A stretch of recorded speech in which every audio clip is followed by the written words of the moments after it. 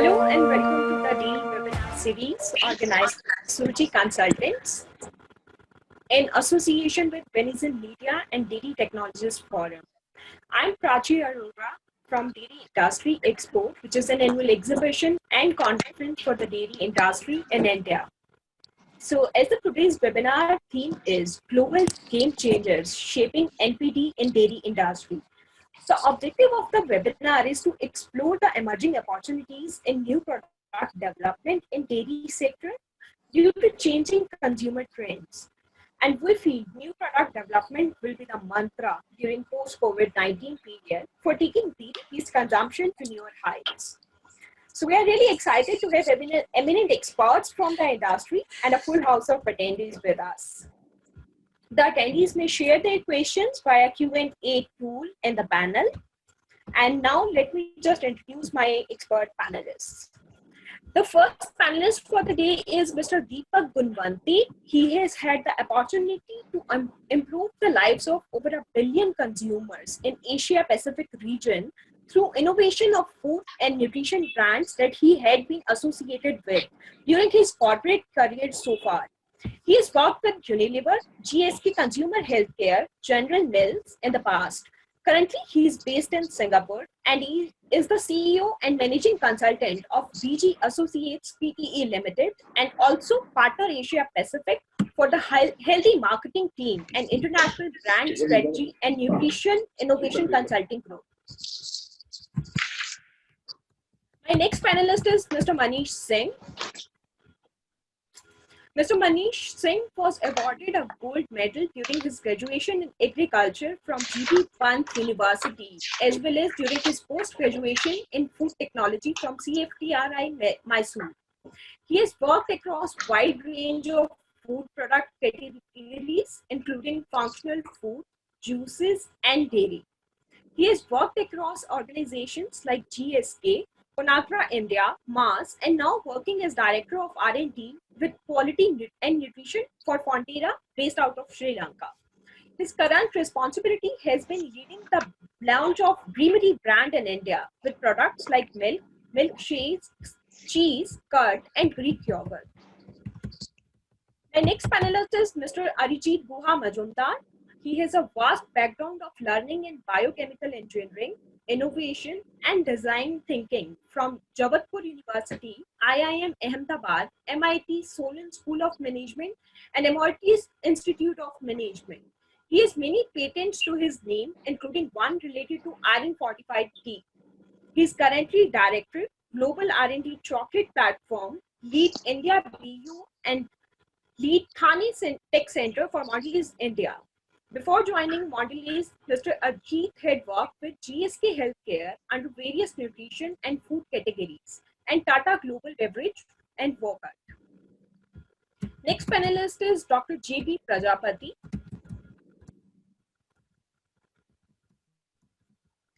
Professor Prajapati is a dairy technology graduate from Gujarat Agriculture University and PhD in dairy microbiology from National Dairy Research Institute, Karnal. Since last 38 years, he is serving at the Faculty of Dairy Science in various capabilities. And from March 2015, he is the Principal and Dean of Faculty of Dairy Science at Anand Agriculture University. He is also Chairman of Vidya Dairy and Vice President of Indian Dairy Association, Gujarat State Chapter. He is a renowned academician and scientist in the area of probiotic and fermented foods. My next panelist is Mr. Vijay Gaur. Academically, Mr. Gaur comes from a rich background of chemistry, law, and packaging. He has over 25 years of experience in quality, food safety, and scientific regulatory affairs. He has worked at various leading food and dairy companies, including Tribal Dynamics Dairy Limited, JK Dairy and Foods Limited, Zydus Wellness Limited. He is currently working at Danone India as Head of Regulatory Affairs. My last panelist for the day is Dr. T.S.R. Murli. He is a renowned name in R&D and NPD in dairy and food sector. He is founder and head of Urjita Food Business Consultants based out of Gurgaon, Delhi, NCR. Dr. Murli does turnkey consulting for food industries across the industry and has 3 decades of experience across food and dairy sector. He has held very senior positions at Mother Dairy and PepsiCo in the past. Now let me welcome Mr. Kuldeep Sharma. He's the moderator for the session and most of you must be knowing him. He's a dairy technologist from NDRI Karnal and MBA. He's founder of Suruchi Consultants, a research-based dairy advisory firm since 1990. He's director of Safe Labs, NABL accredited tasting laboratory for milk and milk products. He's national resource person for dairy with FSSAI India, and amongst the farmer, he's popularly known as Dairy Guru. Over to you, sir. Thank you, Prachi.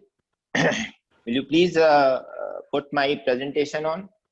So just at the outset, I would like to welcome the luminaries from the R&D and new product development sector who have worked in India and abroad, and all the audiences who have spared their valuable time to attend it.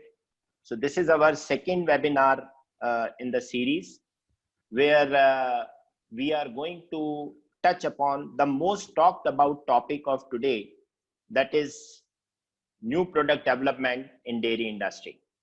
So everyone is talking about that post-COVID, the biggest opportunity is going to come in the area of new product development and building some kind of products which will be required by the consumers. Next, please. So if we look at what's the need of the hour, then this is something, which comes to our mind. The first thing which we have learned now is talking about social distancing. And in that case, these kind of boxes which I have shown, this has become pretty popular. You go to the market, even in our milk procurement where farmers are standing, we see such kind of boxes are there. But is this social distancing will limit itself to human only? I don't think so. So first, next please. First thing, where the consumer is going to, please go back, Prachi. Yes. So the first thing which you can see, what the consumer is going to distance himself from is going to be the unsafe kind of practices for producing food. Then they are also going to distance themselves from unhygienic conditions in which food gets processed. And last but not the least, the consumer is going to distance himself from unhealthy lifestyle and unhealthy eating practices. So if we look at these kind of changes and keep these at the back of our mind, then probably our context for NPD could be set up in a better manner. Next, please. So comes the million-dollar question. What is that? Now we all the time are looking at health as one of the area where we have to develop, because everyone is talking of health and immunity. And even in certain forums, we have learned and we have also shared that probably in future, the government will have to look at building immunity of the population, rather building medical systems or medical infrastructure for the country. But the million-dollar question in front of all the R&D and NPD people is going to be that shall they focus on health, or next please, shall they focus on taste? Reason being that there is a general kind of conviction with the people where it goes like that whatever tastes good probably is not good for health, and whatever is healthy normally doesn't taste good. So probably all the developers today will have to focus on, can they really deliver health which is light at the taste level also. Next please. So the challenge lies in these 4 quadrants where you have 2 paths taking you, where you say that you have categories which taste good, then you have categories which is good for you in terms of health and nutrition. You have to find your place in the final quadrant where opportunities for both of these paths is maximum, and you can maximize it with your thorough understanding on what thing is leading to what. I'll come to that later on. Next, please. So, setting the context of NPD, we see that worldwide there are three major areas where most of the new product development is happening, particularly in food sector. The first one primarily is nutrition and health. And in that particular case, the food is being developed by leveraging natural benefits of whatever is available by Mother Nature. But the second thing, which starts with the kind of consumer behavior studies and the kind of consumerism which is coming up, that lies with indulgence. So when we say indulgence, then taste somewhere is coming up. And in that particular case, people are looking for flavor, body, texture, those kind of diversifications, and bringing these kind of elements along with the nutrition. And last but not the least, convenience. That is moving towards on the go. That is the categories which we call it as snacking categories. And dairy offers a lot of opportunity in that. One thing which is for sure, that over a period of time we can find the demand in all these three categories moving up. But as a dairy professional, we will have to look the right set of products which will be emerging out of it. Next, please. So what are the key challenges? The first challenge lies with ideas, because most of the time, all of us are struck with some sort of what we call it as intellectual poverty. When I say intellectual poverty, it means that everyone looks forward to similar ideas. Since COVID has come, I have seen large number of companies coming out with products like milk with turmeric, or turmeric milk, or turmeric flavored milk, or turmeric milkshakes. So turmeric is being seen all around. I think these are some kind of, I would rather say, kind of thoughts process or ideas which are at the surface. One will have to deep dive, and one will have to look for that, okay, whatever claims which we are making, are they real by nature? So we have got a good panel in front of us who will be helping us out finding these answers. The second most important thing is funding. Talking about new product development, talking about R&D, that is one thing. But post-COVID, what is going to be the status? Would the funds be available the way they were available before COVID? If we look at the R&D spend in totality, then what I find that considering India as a country, so I think highest ad spend I have seen with Israel, with close to 5% of their GDP is on R&D. China stands somewhere around 2.19%. With India, it is less than 1%, close to 0.8, 0.9%. But in food, definitely the scenario will be different post-COVID, because health is going to take care of the nation post-COVID. Then consumer black box, so you have to have a proper consumer behavior studies handy to you. Another big issue in NPD is going to be regulatory compliance. How simple is that? How challenging is that? How much time taking is that? And that too, when time to market is the key. Because everyone is trying to reach to the market as early as possible. And with changing scenario, we are finding supply chain is able to make it happen very quickly. So at the end, what I would say, next please.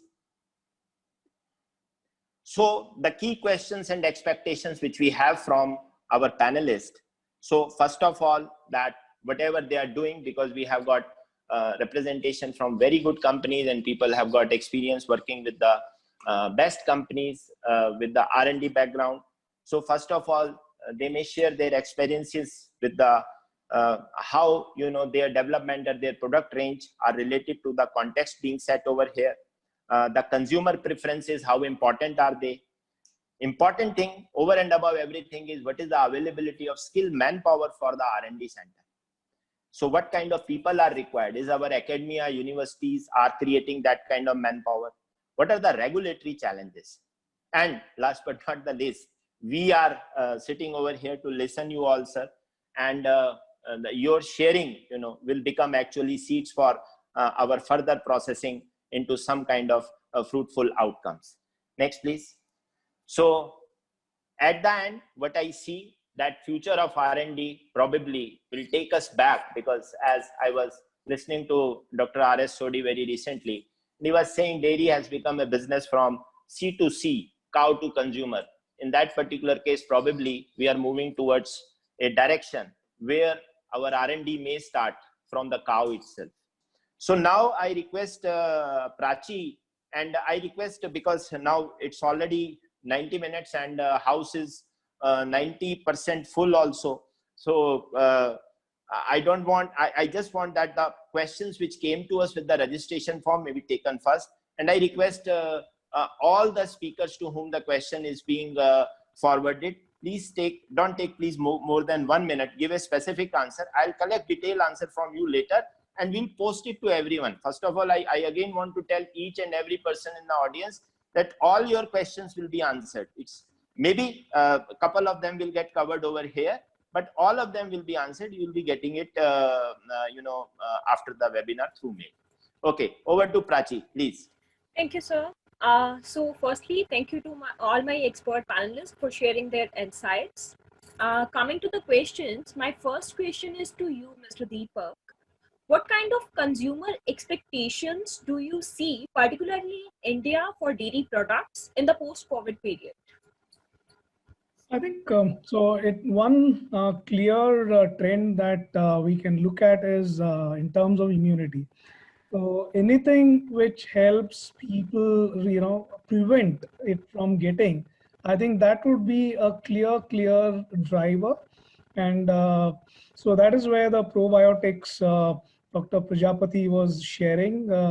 I think, that would be really the way forward in a way which connects with the taste, and taste is very critical, like Manish and Arijit mentioned very clearly. So the taste is really important that they can connect with. So I think if we are able to combine these elements and look at the innate immunity, building innate immunity, I think is need of the hour today. Thank you, sir. My next question is to you, Mr. Manish. What is the least and maximum time period from conceptualization to launch of any newly developed dairy product? And what is the market success ratio of NPDs? So I think a very good question. Thank you for that. I think in terms of the speed of launch, the time between concept to let's say into the market, I think I can share my experience. It depends on the industry as well. It depends upon the product that you're looking at. Is it a completely new product or is it a variant that you're looking at? So I think there are those factors which will determine it. But let's say when we were getting into India and we had to kind of develop products from scratch, I think for us, concept to launch or ready for launch was close to about 6 to 7 months.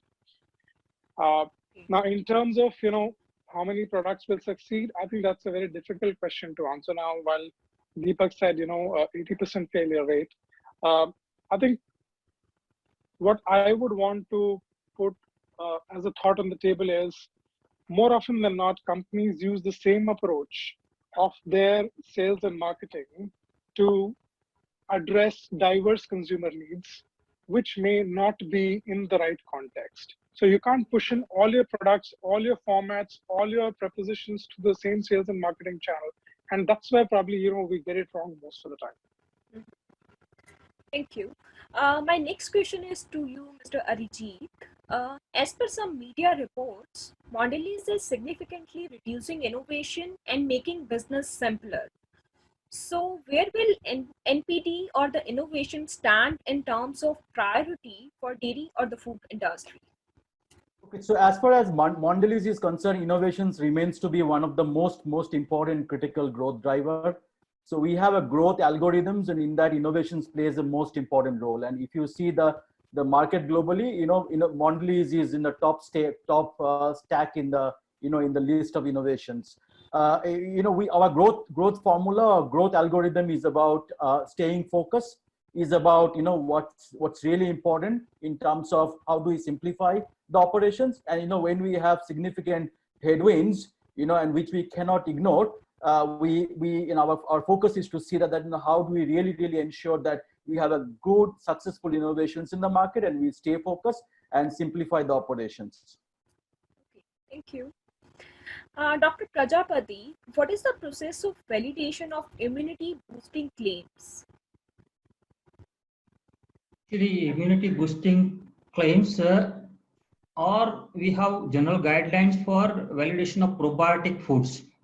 There are guidelines given by ICMR DPT panel. They are still voluntary to be followed, but it is very clear cut, and there is a decision making tree where we have to have certain in vitro test to prove that it has got something which is giving a immunity to the, for example, IL-2 or TNF alpha or interferon gamma. These compounds can be estimated. Or the second stage is that you do in animal studies and prove that they are working. And the final is the human studies, clinical studies that has to be done. So these guidelines clearly state that if you want to make a claim of anything, then you have to go for a human clinical study. If you want to make a generic claim that this content is good, then it is a content claim, and that is somehow permitted in the generic kind of food or proprietary food. But we have to still wait for a clear-cut regulation about what kind of foods can be labeled as for a specific kind of conditions as a preventive measures also, not as a treatment, but just for prevention of that. So we have, if you want to have be sure everything, and what is the requirement in the global context is that you have to go for a clinical trial to prove it. Otherwise, most of the things we go on presumption or our experience. So when we say different ingredients like honey or milk or other things, it is thousands of experience that we know that these products have these kind of benefits. So there are two things: science and clinical way is different, and the beliefs and experience is different things. But final proof of any immunological benefit is the clinical trial. Thank you, sir. My question is to you, Mr. Vijay. Which are the key challenges in getting your new product registered with the regulators in India under the dairy categories, and normally how much time does it take? Yeah, so I would say there is no registration system in India. If your product is a standardized product, you don't need to even go to the FSSAI office for license, only for the registration purpose. Only you get the license for a standardized category, you can manufacture and market the product. If your product is containing with some nutrients or ingredients which are not specified, no, even in the FSSR, any of the regulation, then it comes under the non-specified food category.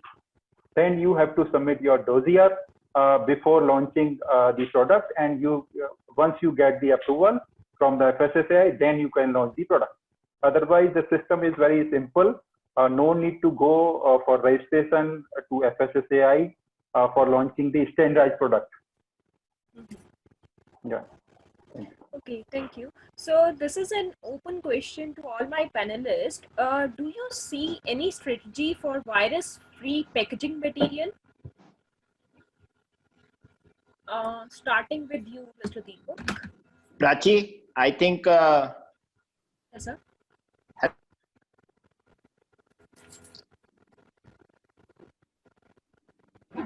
Prachi, am I audible? Yes. Would you like to take the live questions? Yeah, I'll be taking the live questions. Okay. Yeah. And before that, because this is a very interesting question, since it has appeared on the question list, I was very excited to have answer for this. So I'll be taking it up. But before that, I think now we have reached to a point where we have heard everyone. We have also heard them replying to very specific question, which participants sent to us in the pre-registration form. So, I think everyone got clarity within 1 minute. Now, may I request Dr. Murli, because he has seen, he wears different hats, so he has seen industry from practically all aspects, being a technical person, from marketing, from execution, from regulatory, from research.